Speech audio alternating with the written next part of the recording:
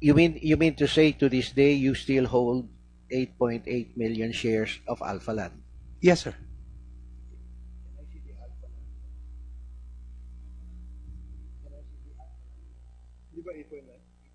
That has been your consistent statement, right? Yes, yes, sir. Up to this very day, Noble Care Management Corporation still is the registered owner of 8.9 million shares of Alphaland Corporation. Alphaland Corporation. Well, maybe could you not have just endorsed the shares and somebody is carrying 8.9 million shares of Alphaland? That's impossible, sir.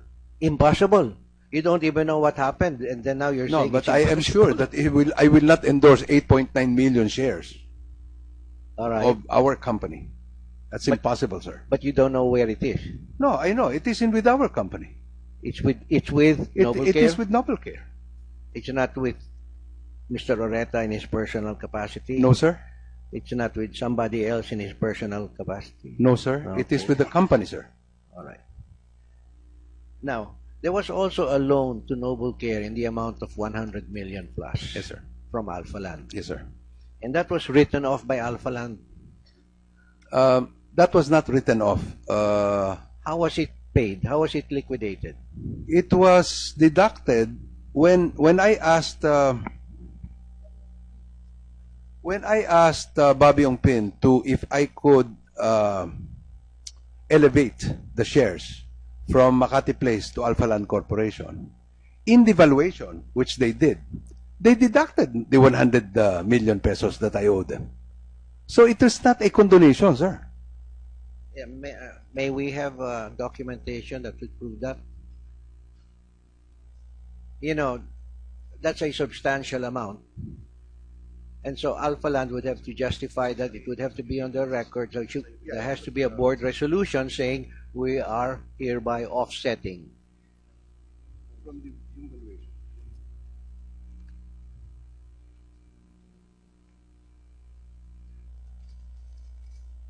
So I move, Mr. Chair. Mr. Chair, yes.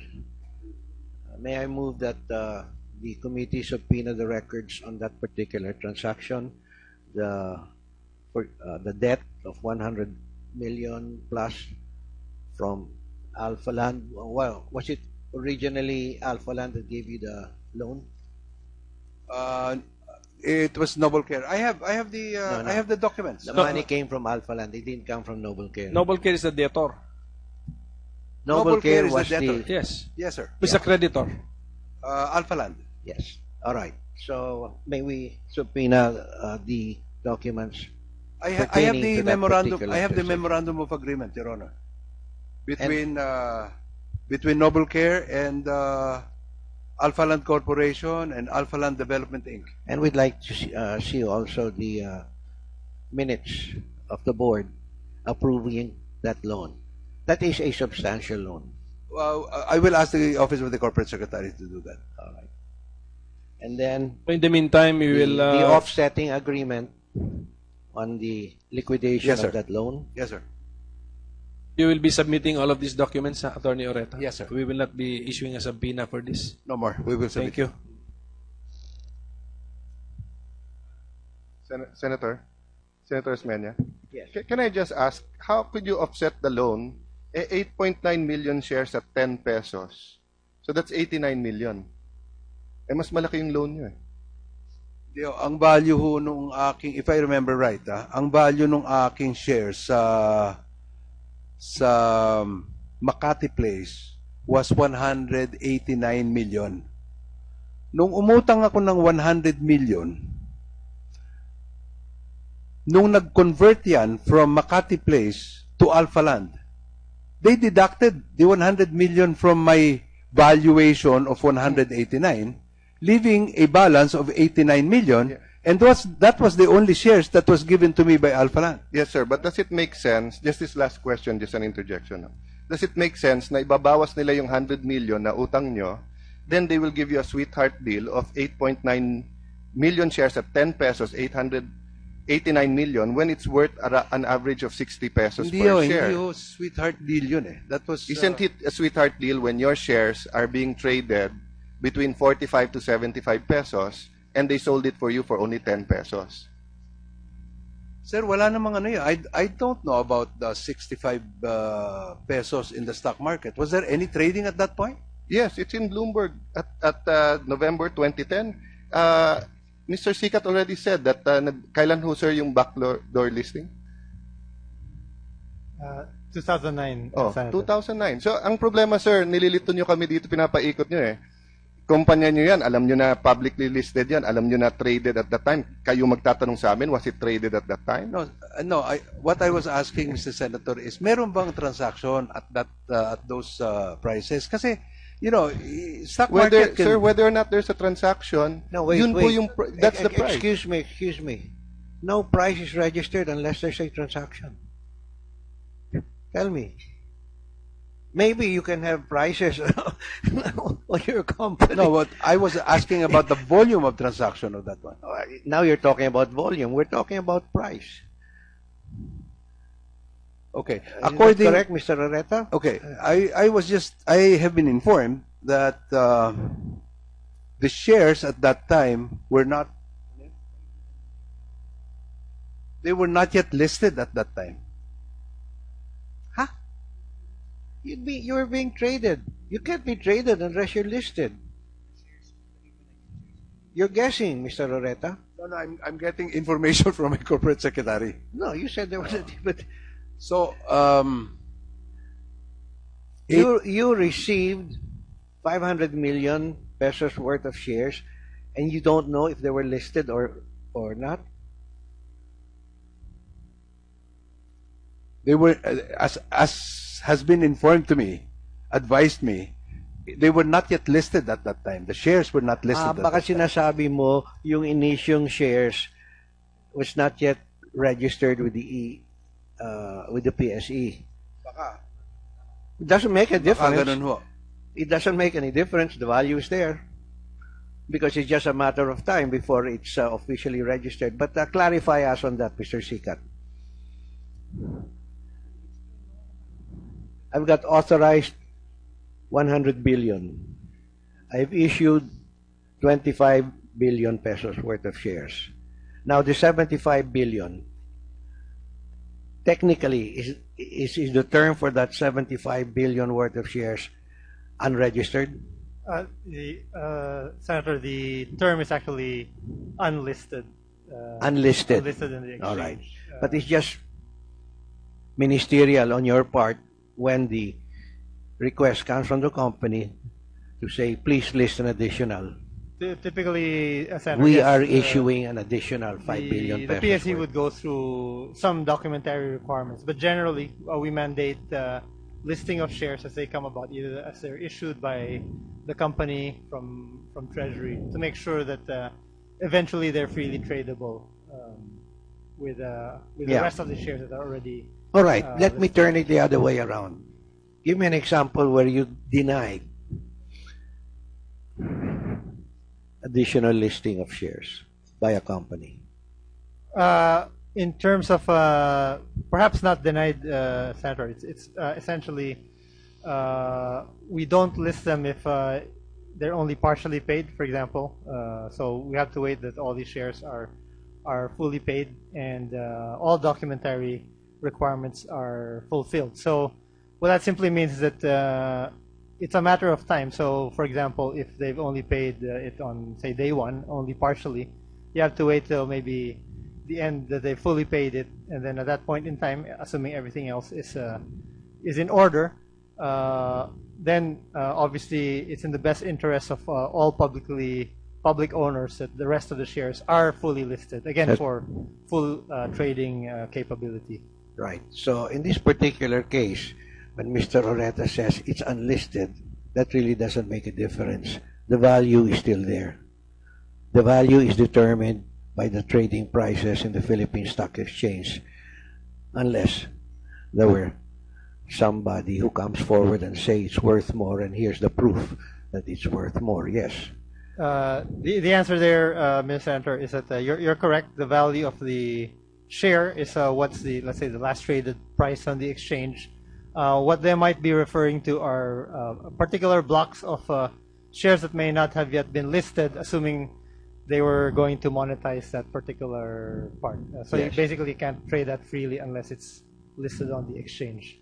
But they do have to apply with you because it's like an increase of capital and must be reported and divulged to all That is the market. correct. In other words, so that there won't be any asymmetrical information. That's absolutely correct. I think at least when they were listed with the PSE, it seems that they were following the disclosure levels in terms of various tranches that they were listing on different dates. And that full information would be given to the PSE in a timely manner. Yes, sir. So all of these have reportorial, or we have reportorial requirements, and I think obviously now that they are not listed with the PSE, today they're not required to submit anything to us. All right. Thank you very much, Mr. Sikat. Just to clarify that issue, Senator, dahil nililito no? Sa 2011, sa PSE, nakalagay number 8 sila. 2012, between October, wala na. Sinabi nila, nilagay sa PCD Nominee Corporation. Pero kung titignan mo, yung Statement of Financial, yung report nila, tinanggal nyo na ng 2012. Ang net worth nyo na lang nun is 14 million. So the company itself is saying, wala na sa amin yung share. So, but now, you and Mr. Ongpin and Secretary Ongpin are saying, hindi, nandiyan pa at sa Noble Care pa yan. Mismo yung sinubmit nyo ng 2012 at 2013 sa SEC ang nagsasabing wala na sa amin. So, may I know, sino tong nominee corp na may hawak ngayon nung 8.9 million shares? No, you said it's not in your name now. No, it's with a PCD nominee. No. It was lodged, but now it's back at Noble Care. When did you get it back? After we were delisted, because we can no longer sell the shares. So we got it back from So why didn't Noble you Care. report in your 2012 and 2013 na nasa inyo? I don't do that reporting, Mr. Senator. We were delisted only last year. Yes, but in 2012 and 2013, sinabi nyo, wala na sa amin, and it's consistent there. So, that's why pumapaikot-ikot tayo. But anyway, we can put it on the board and go through it. But that means, if you're saying, if your statement is correct, that means liable yung inyong CORSEC at saka yung mga pumirma sa financial disclosures nyo because under oath yun eh. Am I correct? Is the SEC here? Ma'am, kung nag-submit sila ng mga financial statements nila, then they lied there. Anong penalty nun? Range from a fine or the heaviest would be suspension or revocation of the right to sell the shares. And hindi ba ma'am under oath yun? Yes, it's under oath. Oh, In so may fact, perjury din dyan. Yes. In Oh. fact, the rule is that it should be the finance officer of the company who should prepare the financial statements, not the external auditor. Yes, so what I'm External saying is auditor that just gives an opinion. what will we believe? Sabi nung financial statement nila, hindi na sa kanila binenta. Sinasabi naman ng CEO nila or ng majority owner na sa kanila. Yes. Diba? We will have to conduct clarificatory hearings on this. But under the law, they should have Find out. declared it. Yes, No. and everything should be complete and in accordance with the rules. Tapos, isa pang, Mr. Chair, na gusto ko i-clarify, yung sa disclosure. Sir Abisado, paulit-ulit kasi, sir, tayo kanina. Siguro pareho naman tayo na ang hinahabol natin dito, interest ng mga bata, di ba? Interest ng mga sa Boy Scouts.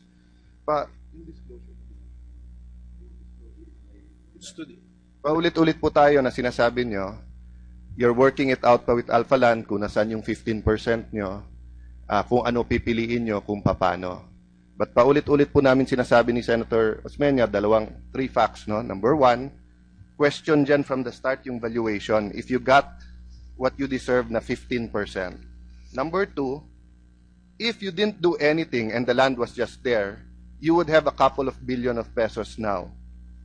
Number 3, which is my point that I want to go through, kasi yung ibang points na binaso kanina, Di ba? Yung 18 to 15 valuation, yung industrial to commercial valuation, yung GFA, yung sold land, etc. We can do that next hearing sapagkat lahat nito will show whether or not tama yung deal, no? Or kung may anomalya or kung nalugi ang Boy Scouts.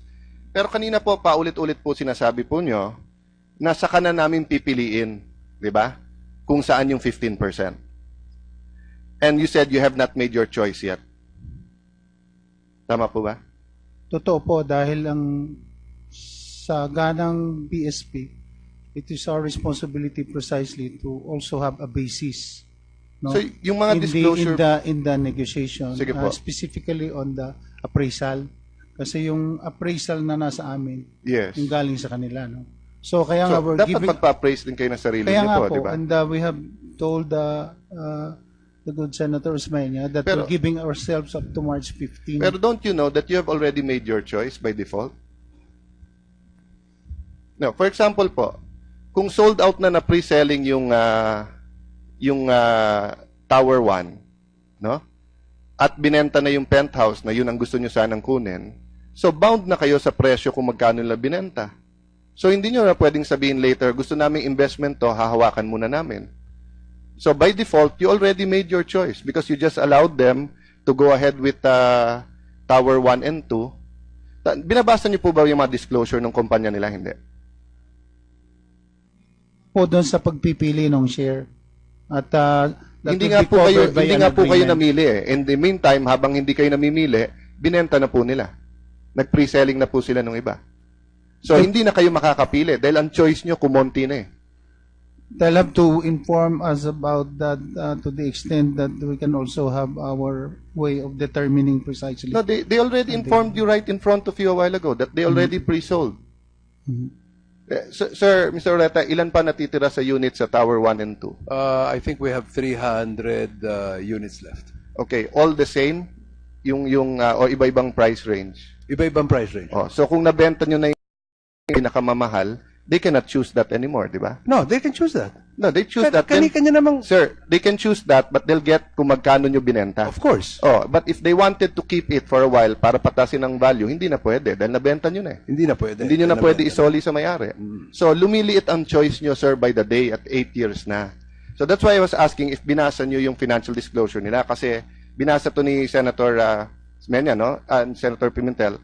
Based on the current planned allocation in determining the 15% share of BSP on the project, Boy Scouts share consists of BSP Convention Center located at the 3rd floor of the podium and a portion of Tower 3 and parking spaces. Prior to 2013, BSP share consists of BSP Convention Center and a portion of Tower 1 and 2. Meaning, hindi po totoo na hindi kayo nag-choose. Namili na kayo Tower 3. Ang hindi po nabasa kanina, ito po ang sinasabi po ng ng kadil nyo, May sa kanila? na kinokontest nyo to. Opo. Ano po magagawa pa nyo? Patay na yung kabayo. Sumula Kasi po kami naben- sa kanila, pinapa-confirm po namin because it would appear in that submission na na-limit lang kami doon sa Tower 3. Nabenta na nga po yung ibang units eh. So, Hindi naman papakancel po- nyo yung sale ng ibang units. Hindi naman po lahat ng units as they have Yes, told sir, us. but that's not the point eh. The point is, as a partner in a joint venture, you were already gypped. Kung totoo na hindi kayo namili pa na Tower 3, binenta na nila eh. So, pare-rescind nyo yung mga binenta nila. Tignan nyo, sir, the paragraph before, Classification of land and development costs, parking lots for sale, and investment property. Based on the current development plan, the company has determined that upon completion of the project, Towers 1 and 2 and basement 4 and 5 of the project are intended for sale, while 6-story podium and Tower 3 are for lease. So kung sa 3 kayo, lease na lang po kayo. Hindi na kayo pwede sa sale. Hindi nga po. Dahil So sumulat hindi nyo nga nga po po kami. tinatanggap to. Ang problema nga hindi po, namin tinatanggap yan. hindi nyo po tinanggap yung damo, pero patay na yung kabayo. Nabenta na nga po I respect your No, opinion it's on not that. an opinion, sir. It's a fact. Well, It's a fact. If that is your position. Na sinasabi nyo po, lagi kayong handa as the board protecting these children, protecting these Boy Scouts. Di ba? Subsidy nyo po 100 pesos, pero magkano po ang jamboree? Depende po sa... Average price po. Nasa 500 to 600. Ilan ang hindi nakakasama dahil hindi kaya yung 5,600 na bayad? Di ba napakarami? Pero with these billions of pesos, if you did it correctly, sana po nakasama yung marami sa kanila. In the last 8 years, ni isang kusing hindi nyo kinuha because of the relationship with the Alphaland. Right before your eyes, they were pre-selling. Hindi nyo binabantayan na nagbebenta na sila? Hindi nyo pinatigil yung pagbebenta nila ng pre-selling? In the meetings that we had, in fact, ang totoo po din talaga, sa totoo lang, kami po lahat ay volunteers dyan sa National Executive Board, no? So, in fact, we took it upon ourselves precisely to spend time, no? Sir, Para matingnan yung... kung volunteer kayo, sir, ibig ba sabihin pwede niyong pabayaan yung obligasyon niyo sa mga bata? Hindi po. Ang sinasabi ko lang po, it takes time because we are a And while you're group. doing the time, sir, they're selling it and they're making money and you're losing your choices. That's why we broke that news sa kanila na we need to sit down But it's too late and na, decide already. It's too late because they've sold most of it already or a lot of it. Okay, another question, sir. When they changed the contract, di ba nung una joint venture, kayo may-ari ng lupa? Pinalitan po yung contract. My apologies, Mr. Avisado, kung hindi, ikaw ang nagre-represent ng Boy Scout ngayon, no? Wala ang Vice President. This was a board decision. So I apologize to you if ikaw ang grinigrill ko dito, but someone has to answer for them, you know? But I'm not taking it against you personally. I'm talking from me to the board of the Boy Scouts, no? Sir, change nyo yung deal, ginawa nyong sale. Ano nakuha ng Boy Scout nung binenta yung lupa sa Alphaland? Yung po yung ipinalit Anong namin consideration? na instead na land, cash ang nakalagay na doon sa amended. Inyo. So magkano po yon? 600 million din So po. okay. So sa unang deal, sa inyo yung land, sila magde-develop 85-15. Aha. Okay. Pero pinalitan nyo. Imbis na land, ibebenta nyo na yung land sa kanila, tuloy yung 85-15, pero bibigyan kayo ng 600 million. Which we did not get in No, cash dahil Step by step po, ni-invest din doon po namin. muna. Sige po. So hanggang doon, tama po, no? Aha. Okay, what did you do with the 600 million? In-invest nga po namin. Saan? Instead of the land, doon pa rin sa joint venture. For the 15%. Yes. By that time po, yung land nyo was worth much, much more na You already had 15% ho that you own the land. Now you still have 15% but you don't own the land. So hindi nyo po nakikita doon na lugi ang Boy Scout. Hindi po. Ang naging usapan po kasi noon, when we first entered into the joint venture agreement, ang value lamang ng lupa Sir, ay 600 million. Deal no? A. Oo. Deal A. No, sir. Ang value ng lupa, 600 million kasi 1 billion ang valuation nyo 40%. Binigay nyo po 60% sa yung amin. 60% sa inyo, kaya 600 million. But over the course of the deal, pataas ng pataas. When it got converted from industrial to commercial, tumaas. When you got GFA 12 from 8, tumaas. As time went by, dahil crisis noong 2008, tumaas. Okay? 15% po kami by doon. the time you did the deal, it was worth much, much more. And si Mr. Oreta na nagsabi kanina, hindi rule of thumb na 85-15 ang sinusunod nila. Valuation ng lupa. By the time you did the deal, it wasn't worth 1 billion. It was worth easily 2 billion sa sinabi ni Mr. Cuervo. But having said that, sir, ganito lang kasimple yon. Deal A, 85-15, you own the land. Deal B, 85-15, you don't own the land. Ano mas magandang deal sa dalawa? Ganun lang kasimple yun, di ba Hindi po? Ang usapan po kasi, what is the value of the land when we went into a joint venture agreement? You were already in a joint Kung venture. babaguhin po namin yun, mai-impair po yung Sir, contract. you were already in a joint venture of Yes. 85-15, but you own the land. Yes, we own the land, but the value is only 600 million. Yes, but 85-15 ka rin nun. Oh, Tapos pinalitan ito, nyo ng... 85-15 pa rin. But pero hindi na instead kayo, of the land, pero hindi na kayo may-ari ng land. kaya nga po, Doon sa una, you retained ownership of the land sa joint venture. no, but that is the value of the land. Just But the same. you retained the ownership of the land. Regardless po, Sa inyo pa rin yun. regardless Eto as po, to hindi the na sa ownership inyo. now, that was our equity in the joint venture agreement. Yung una And therefore, na po, if we change the value of that will impair the joint venture agreement. You didn't, Oh, they wanted to amend the original. Because only sa for the original, you purpose. own the land. Ganito po kasi ang reason, They couldn't iniutang po kasi yung lupa. joint at third-party mortgagor kami. At ang request nila kung pwede dahil yung approval process kasi dahil inuutang nila yung lupa eh. Umuutang sila, ginagamit na collateral yung lupa. And third-party mortgagor kami. Teka muna. Just a second. Is that standard practice, Mr. Oreta? Does the landowner joint venture partner allow you to put up the land for collateral for the loans that would be taken out by the developer? Yes, sir. In my experience. In your experience? Yes, sir. So ako papayag na isang land ninyo yung lupa. Covered naman ho kayo eh. Bibigyan namin kayo ng guarantee eh. Now wait a minute. Pag ako po'y may-ari ng lupa, mag-joint venture po tayo, you undertake the construction risk, you undertake the financial risk, Yes. you undertake the marketing risk, Yes. diba? I have less risk than you have. You're putting up the cash, I have the land only. So Yes. I take part of the construction risk. If something happens, I still own the land. I still own the land. In other words, humiram ang Alphaland ng, say, 5 billion sa bangko.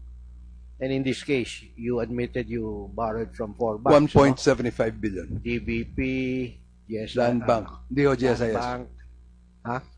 Land Bank, DBP, Maybank, at saka Bank of Commerce. Bank of Commerce. So you borrowed money. Yes, sir. Therefore, if you don't pay, I, the landowner, have got no liability there. No. Okay? None. Wala akong utang sa bangko. Hindi pwede ako Ang may pabulin utang, ng- Alphaland po. Okay. So, ba't ako papayag na pwede mo isangla yung property ko? When it's standard that you don't... Well, that's... No, you just told the committee that it is standard. So, we will get other Yes, people. to my knowledge, that is standard. Because then you will ask for a guarantee. You'll ask for... So, you're risking your property. Anong guarantee ko? My corporate guarantee. I gave you a corporate guarantee, guaranteeing that you will not lose anything. Your corporation is not worth any guarantee. Sir, that will, sir, we own a lot of properties. I know sometimes you're able to get people to do that, but sometimes they don't. It's not standard. I think I can clarify that, no? Dalawa kasi yung klase ng JV, joint venture. Yung isa, pag nag-joint venture kayo, pag sinabing 60-40, 85-15 ng whole project, iba ang JV nyo sa kanila eh. Ang JV nyo sa kanila, 85-15 of gross floor area, but they retain ownership of the land.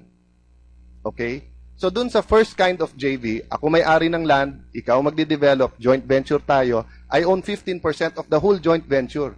So the joint venture owns the land already. Then imo-mortgage mo yung land. Pero sa kanila iba eh. Lupa nila. That's why when you mortgage it, they were left unprotected because the corporate guarantee, although good, paano kung mabankrupt yung kumpanya? Wala rin silang hahabulin. No? They were not left unprotected because they still have the 15%. Whatever happens, Sir, they have the if 15%. everyone went bankrupt, the bank would have gotten the land, Boy Scout would have zero. We would have paid them 600 million. If you had money. Of course, we will have money because we have other assets. Companies go bankrupt eh. All over the world. Diba? Yes, sir, That's why but, you protect yourself over and over. But that's not the point, sir. The point is, Sir Bisado, ito po sa joint venture number 1, landowner shall retain legal title to the land and shall hold the same for the benefit of the project. So sa unang deal po, kayo may-ari ng lupa. At mali po yung sinasabi niyo po kanina kasi kung na-monitor niyo yung first hearing, kaya po nila iniba kasi under the condominium, under the regulations no ng ating bansa, hindi pwede ibenta yung condominium kung hindi sila may-ari ng lupa. Hindi po ba? Oh, that's mean when you change the JV and gave them the land, you could have demanded much more. You could have demanded 30% and they would have given it because they will not make the money that they're making now if you retain title because they can only lease all of that and they cannot sell it. So you gave them everything. So ang nangyari po dito, prinito po sa sariling mantika ang BSP. So yung walang consideration po sa sale. So ang nangyari po, lupa nyo, inutang nila, and then kinuha yung lupa sa inyo, yung inutang na pera binayad sa inyo, and then sila kumita na, kayo hindi pa rin. Well, as presented to the board po, ang sinasabi nga, may authority kasi sila to use the land as collateral and third-party mortgagor ang Boy Scout of the Philippines. And therefore, ang concern din namin, umuutang sila, third-party mortgagor kami, if something happens, baka magkaroon ng deficiency judgment, haabulin pa ang BSP because of that provision in the JVA. That is why we said, dahil isa din yon sa problema, dahil magpapa-approve sila sa board ng Alphaland, magpapa-approve din sa amin, and therefore, ang nangyari po, we decided na ilipat yung na lang yung pag-aari ng property. But Sige. we will have a Tignan niyo, sir, corporate guarantee. Tignan niyo, sir, yung logic. Sinabi sa inyo. May I, Pag hindi niyo ginawa yan at na-mortgage, mawawala lupa sa inyo.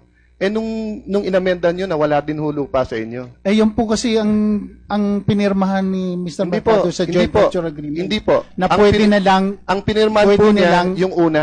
Kaya Yung nga po. pong susunod, pwede ho, pero hindi niya sinabing gawin nyo yon. Kayo po ang gumawa na nun. Yung board na po ang nagbigay for no consideration and hindi nyo po pina-revalue ang property at that point. at that point po, At that point po, hindi nyo pina-revalue yung at that property. po, I will agree po. Dahil binalikan lang namin kung magkano yung value ng property at the time we entered into a joint venture agreement. So, thank you for being honest with that. And I saying, as I said, no, so yung nakikinig sa publiko, I'm not talking to Mr. Abisado in his personal capacity. I'm talking to the board ng Boy Scouts, no? So, inamin nyo po na hindi nyo tinignan yung, hindi nyo pina-revalue. So, if it was worth 4 times more, nalugi po ang Boy Scout. Kasi you could have gotten much more than 15%. Tama po. Yun yung susunod na logic. Hindsight po. In good faith. If the value was 4 times more, then you could have gotten 4 times more. Naging point of reference lang po kasi ng board at Agree, that time sir. was Agree, sir. how much was But it. hindsight, wasn't it a mistake? Because you should have had it revalued. Because from now, they want to own the land. Hinihingi nila sa inyo, binigay nyo na walang consideration. Well, So kung ngayon po tayo meron namang consideration po. Yung 600 million which was the appraised value at the time sa we inyo na entered po yung into a 600 contract. million na yun kasi sa inyo na po yung 15% eh. It Hindi was po, already hindi valued po. in the first... Hindi po, yung 15% po was represented by the value of the land. Anyway, sir, I think we've made that point and I think Vice Mayor Mercado wants to clarify something. Yeah. you're No, saying but it's I am sure that I will not endorse 8.9 million shares all right. of our company. That's impossible, sir. But you don't know where it is. No, I know. It is in with our company. It's with Noble It Care. is with Noble Care. It's not with Mr. Oreta in his personal capacity. No, sir. It's not with somebody else in his personal capacity. No, sir. It is with the company, sir. All right. Now, there was also a loan to Noble Care in the amount of 100 million plus. Yes, sir. From Alphaland. Yes, sir. And that was written off by Alphaland. That was not written off. How was it paid? How was it liquidated? It was deducted when I asked. So I move, Mr. Chair. Mr. Chair. Yes. May I move that the committee subpoena the records on that particular transaction, the debt of 100 million plus from Alphaland. Well, was it originally Alphaland that gave you the loan? It was Noble Care. I have the No. I have the documents. The money came from Alphaland. It didn't come from Noble Care. Noble Care is the debtor. Noble Care is the was debtor. the... Yes. Yes, sir. Who's the creditor? Alphaland. Yes. All right. So may we subpoena the documents? I have pertaining the to that memorandum. particular I have the transaction. memorandum of agreement, Your Honor, between Noble Care and Alphaland Corporation and Alphaland Development Inc. And we'd like to see also the minutes of the board approving that loan. That is a substantial loan. Well, I will ask the Office of the Corporate Secretary to do that. All right. And then In the meantime, we the, will. the offsetting agreement on the liquidation Yes, sir. of that loan. Yes, sir. You will be submitting all of these documents, Attorney Oreta? Yes, sir. We will not be issuing a subpoena for this. No more. We will submit. Thank you. Senator Smith. You mean to say to this day you still hold 8.8 million shares of Alphaland? Yes, sir.